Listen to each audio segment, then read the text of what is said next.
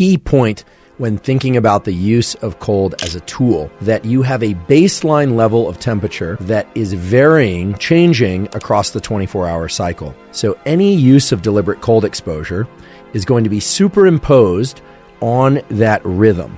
Approximately 2 hours before the time you wake up is your so-called temperature minimum. Temperature rises with waking. That's easy to remember. It tends to continue to rise throughout the day.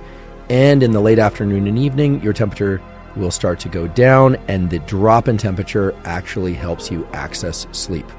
That background, or what we call baseline circadian rhythm in core body temperature, is important to remember because it helps us frame both the effects of deliberate cold exposure, and it helps us frame when you might want to use deliberate cold exposure in order to access specific states. It also points to times within the 24-hour cycle when you might want to avoid using deliberate cold exposure if your primary goal is to get to sleep.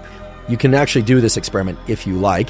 Try getting into a cold shower at 11 o'clock at night, if you want, versus try doing it in the middle of the afternoon. It's quite a different experience.